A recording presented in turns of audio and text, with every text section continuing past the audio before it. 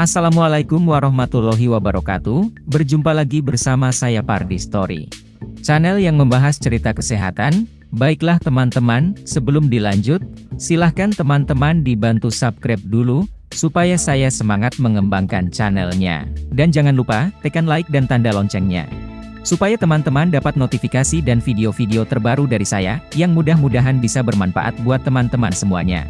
Oke, pertemuan pada kali ini, saya akan bercerita bagaimana penyempitan koroner bisa terjadi, dan apa yang membuat liang koroner bisa menyempit demikian. Rasa ingin tahu para peneliti mendorong mereka membuat sayatan tipis pada pembuluh koroner jantung binatang maupun jantung manusia. Lalu meneropong dengan mikroskop dan yang didapatkan tak lain adalah bubur kolesterol dengan campuran sel-sel radang, sel-sel otot polos, jaringan ikat dan kalsium. Para ahli menyebut bubur campur padat itu plak aterosklerosis. Endapan bubur kolesterol itu terbentuk di dalam dinding pembuluh darah secara diam-diam selama puluhan tahun. Bahkan proses awal pembentukan plak itu sudah berlangsung sejak masih anak-anak. Dan hasil studi otopsi terhadap serdadu-serdadu muda asal Amerika yang terbunuh dalam Perang Korea dan berusia rata-rata 22 tahun, ternyata menunjukkan bahwa 77% pembuluh koroner jantung mereka sudah mengalami proses penyempitan dalam berbagai tingkatan. Gangguan pada sel pelapis. Endapan kolesterol dapat terbentuk karena adanya gangguan pada endotel, atau sel pelapis yang berperan menjaga integritas dinding dalam pembuluh koroner. Gangguan itu dapat berasal dari tekanan darah tinggi, lonjakan kadar gula darah, racun nikotin rokok, atau kolesterol jahat yang hadir dalam jumlah banyak. Selain itu, faktor genetik juga mempengaruhi kualitas endotel. Mereka yang berasal dari keluarga dengan penyakit koroner, bisa jadi memiliki kualitas endotel yang tidak terlalu bagus. Dan barisan sel endotel yang mengalami gangguan tidak rapat lagi, sehingga terbentuk celah-celah yang dapat disusupi kolesterol jahat dan kawan-kawan. Dan para penjahat ini kemudian mengendon di dalam dinding pembuluh darah koroner, dan dalam perjalanan waktu, endapan tersebut membesar. Awalnya endapan itu berkembang diam-diam sehingga tidak mengganggu liang koroner. Seiring jumlah yang bertambah banyak, endapan itu akan menyembul ke permukaan. Dan lama-kelamaan, liang koroner akan menyempit. Apabila penyempitan telah mencapai 70% atau lebih, maka penderita akan mulai merasakan keluhan.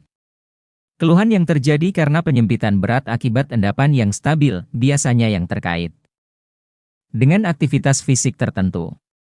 Misalnya, penderita merasakan keluhan saat menaiki tangga, mengangkat benda berat, atau berlari. Keluhan ini biasanya dapat diprediksi oleh penderita dan umumnya akan reda ketika penderita istirahat atau menghisap tablet nitrat.